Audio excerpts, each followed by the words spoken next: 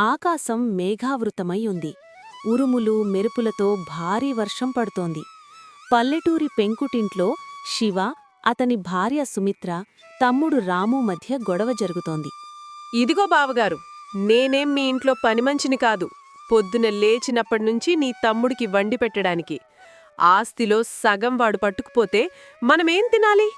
ఈ క్షణమే వాడు ఈ ఇంట్లో నుంచి వెళ్ళిపోవాలి. ఎందుకలా మాట్లాడతావు? చిన్నప్పటినుంచి అమ్మలా చూసుకున్నావు. ఇప్పుడొక్కసారిగా నన్ను బయటకు వెళ్ళమంటే ఎక్కడికి వెళ్తాను? వదిన కాదు, ఆమె చెప్పేదే నిజం రాము. నా సంపాదనతో నువ్వు ఇంకా ఎన్ని రోజులు బతుకుతావు? నా కాపురం ప్రశాంతంగా ఉండాలంటే నువ్వు వెళ్ళిపోవాలి. ఇక్కడ నీకు చోటు లేదు. అన్నా, నువ్వేనా ఈ మాట అంటున్నది?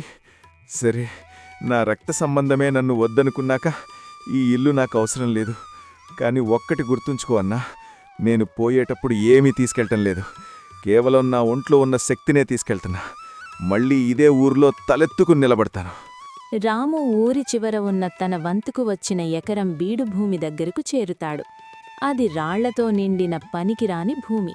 అక్కడ ఒక చిన్న పాక వేసుకుని తన ప్రయాణాన్ని మొదలుపెడతాడు.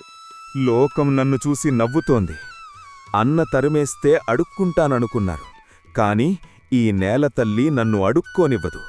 రక్తాన్ని చెమటగా మార్చి దీన్ని బంగారంగా మారుస్తాను. రోజులు గడుస్తున్నాయి. రాము పగలు వేరే పొలాల్లో కూలీగా పనిచేస్తాడు.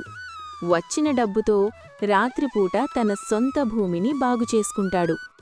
ఒకరోజు ఒక పాత వ్యవసాయ అధికారి గోపాలకృష్ణ అక్కడికి వస్తారు.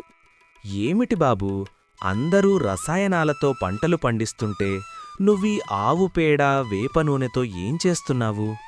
అయ్యా, నా దగ్గర ఎరువులు కొనడానికి డబ్బు లేదు. అందుకే ప్రకృతిని నమ్ముకున్నాను. ఇదే నా పెట్టుబడి.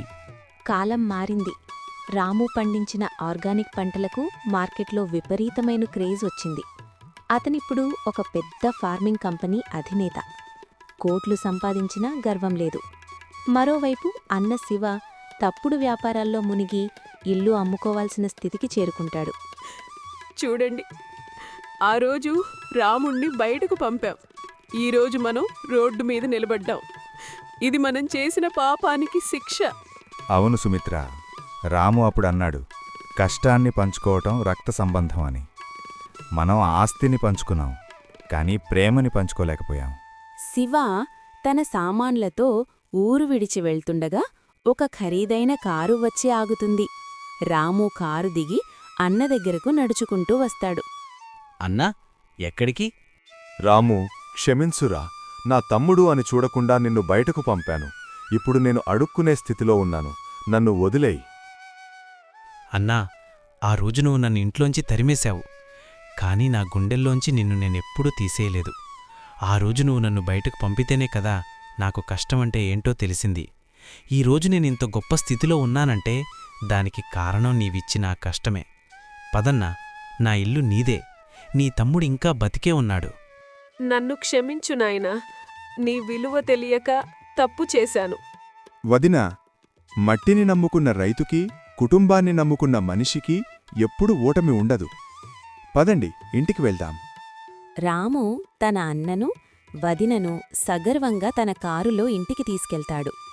ఊరి జనమందరూ ఆశ్చర్యంగా, గౌరవంగా చూస్తుంటారు. కష్టం ఒక మనిషిని ఎంత ఎత్తుకు ఎడుగుతుందో చెప్పేందుకు రాము ఒక నిదర్శనంగా నిల్చాడు. చూశారు కదా, ఈ రోజు కదా. తప్పకుండా మా ఉజ్జు ట్యూన్స్ని సబ్స్క్రైబ్ చెయ్యండి.